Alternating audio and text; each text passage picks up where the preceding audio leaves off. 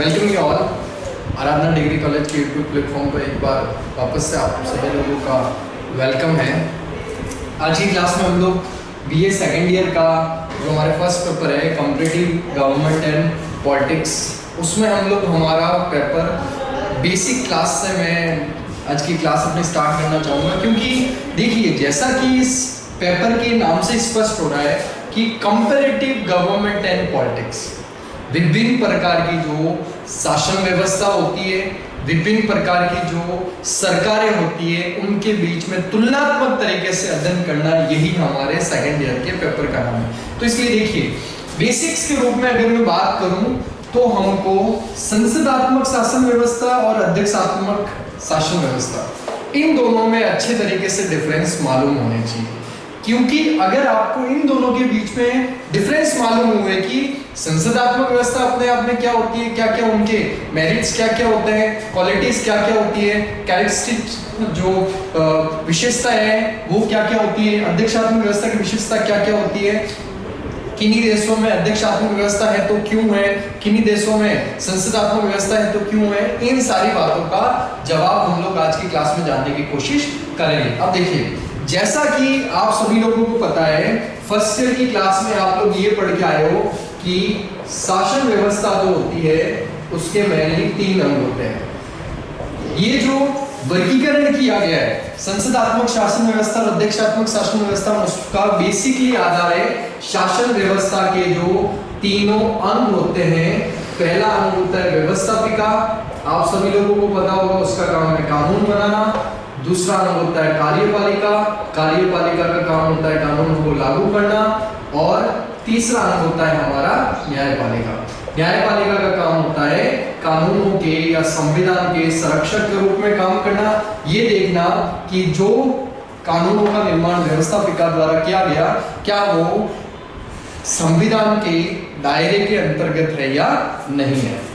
देखिए पहली चीज, शासन व्यवस्था जो 3 अंग है उन तीनों के बीच में संबंधों के आधार पर हम इन दोनों व्यवस्था के बीच में अंतर करने की कोशिश करेंगे।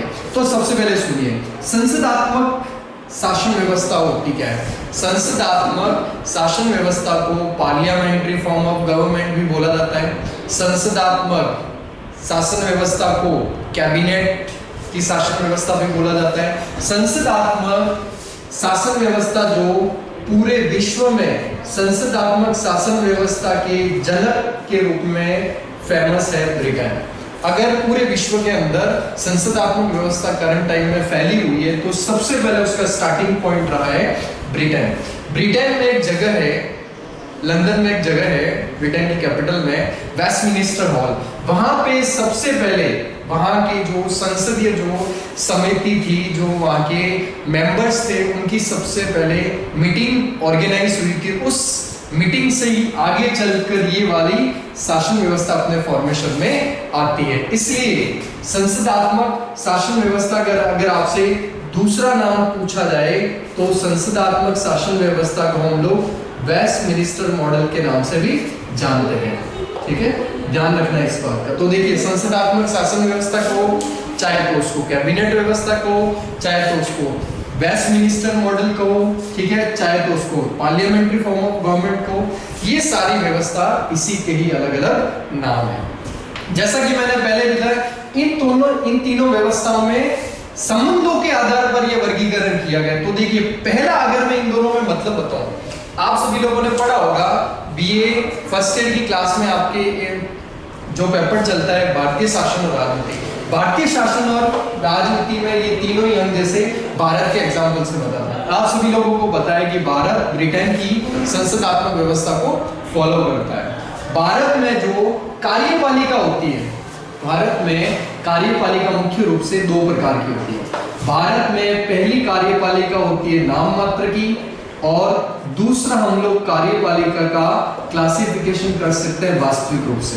कहने का मतलब ये है कि संविधान से राष्ट्रपति को जो शक्तियां प्राप्त है उनका वास्तविक रूप से प्रयोग प्रधानमंत्री और उसकी मंत्रिपरिषद द्वारा किया जाता है। यहाँ ये बताना चाहूंगा मैं कि राष्ट्रपति के पास जो सारी शक्तियां हैं, जैसे जो हमारा संविधान का आर्टिकल 53 है, वो यही कहता है कि संघ की सारी कार्यपालिका शक्तियां राष्ट्रपति में नहीं तो भी जिसका प्रयोग उसके अधीनस्थ द्वारा किया जाएगा। अधीनस्थ ये राष्ट्रपति के अधीनस्थ कौन? प्रधानमंत्री और मंत्रिपरिषद। तो सुनिए, जिन जिन देशों में संसदात्मक व्यवस्था होती है उन देशों में कार्यपालिका कितने प्रकार की होती है? 2 प्रकार की होती है। वास्तविक रूप से शासन की सारी शक्तियां जो संविधान से अगर किसी को सुपुर्द की जाती है तो वह अलग व्यक्ति को की जाती है, और वास्तविक रूप से उनका प्रयोग कोई अलग व्यक्ति करता है, अलग संस्था के द्वारा किया जाता है। इसलिए जिन जिन देशों के अंदर, यहाँ पे मैं एक वर्ड का यूज लेता हूं, दोहरी कार्यपालिका।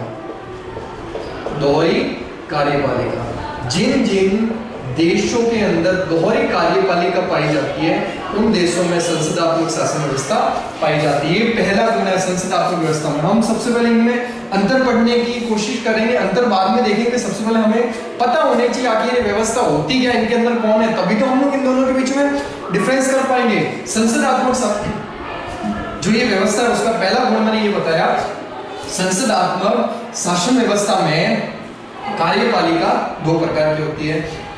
नाम मात्र से सारी शक्तियां वहां के राष्ट्राध्यक्ष को दी गई है। राष्ट्रपति हमारे यहाँ का राष्ट्राध्यक्ष है, क्लियर है, नो डाउट। वास्तविक रूप से सारी की सारी शक्तियां प्रधानमंत्री और मंत्रिपरिषद, अर्थात प्रधानमंत्री को कहा जाता है भारत में शासनाध्यक्ष। भारत में राष्ट्राध्यक्ष अलग है, शासनाध्यक्ष अलग है, इसलिए भारत में कौन सी व्यवस्था है? संसदात्मक शासन। ये पहला गुण हुआ संसदात्मक शासन व्यवस्था का, जहां की कार्यपालिका 2 प्रकार की होती है, जिसे बोला जाता है दोहरी कार्यपालिका, ड्यूल एग्जीक्यूटिव। तीनों का आपको इंग्लिश पता होगा। व्यवस्थापिका को बोलते हैं हम लोग लेजिस्लेचर, कार्यपालिका को बोला जाता है एग्जीक्यूटिव, न्यायपालिका को बोला जाता है जुडिशियल। तो देखिए, संसदात्मक शासन व्यवस्था का पहला गुण ये है, नाम मात्र की कार्यपालिका अलग और वास्तविक कार्यपालिका अलग होती है। ये पहला गुण हो गया। और सारे के सारे देशों में, जिन जिन देशों में संसदात्मक व्यवस्था है उन सभी का स्रोत कहीं ना कहीं ब्रिटेन ही रहा है। दूसरा, संसदात्मक शासन व्यवस्था का दूसरा गुण सुनिए। देखिए, हमारे यहाँ पर जो व्यवस्थापिका होती है, लेजिस्लेचर जो होती है, भारत की व्यवस्थापिका को किस नाम से जाना जाता है? भारत की व्यवस्थापिका को कांग्रेस के नाम से जाना जाता है। भारत की जो व्यवस्थापिका है उसको संसद के नाम से जाना जाता है। अगर आपसे ये पूछा जाए कि भारत में जो संसद है उसके कितने अंग हैं? भारत में संसद के टोटली 3 अंग माने जाते हैं। सबसे पहले अगर आपसे मैं कहूँ तो लोकसभा को निम्न सदन बोला जाता है। दूसरा अंग माना जाता है राज्यसभा, और तीसरा अंग हमारे यहाँ पर माना जाता है राष्ट्रपति। ये 3 अंग होते हैं, लोकसभा, राज्यसभा और राष्ट्रपति। दूसरा गुण सुनिए, भारत में संसदात्मक शासन व्यवस्था है। अगर कोई आपसे पूछ ले राजनीति विज्ञान के स्टूडेंट होने के नाते कि भारत में संसदात्मक व्यवस्था क्यों है, पहली चीज तो मैंने आप लोगों को क्लियर कर ली कि संसदात्मक व्यवस्था में भारत में इसलिए क्योंकि अगर दोहरी कार्यपालिका पाई जाए। दोहरी कार्यपालिका मतलब संविधान से शक्तियां प्रमुखता किसी और को दी जाती है, लेकिन विशेष रूप से उनका प्रयोग कोई और करता है। दोहरी कार्यपालिका बोल रहा हूं। दूसरी चीज सुनना ध्यान से, संसदात्मक व्यवस्था का दूसरा गुण ये है कि संसदात्मक व्यवस्था में हमेशा से जो वास्तविक कार्यपालिका होती है, जैसे हमारे यहाँ पर प्रधानमंत्री और मंत्रिपरिषद, वो हमेशा से किसके प्रति उत्तरदायी? वो हमेशा से ही निम्न सदन के प्रति उत्तरदायी होते हैं। और हमारा निम्न सदन कौन सा है? लोकसभा। ठीक है, ये दोनों कैरेक्टरिस्टिक पढ़ी हम लोगों ने, इसको अच्छे तरीके से आप लोग समझने की कोशिश करेगा। नेक्स्ट क्लास में हम लोग अध्यक्षात्मक व्यवस्था के बारे में पढ़ेंगे। Okay, thank you.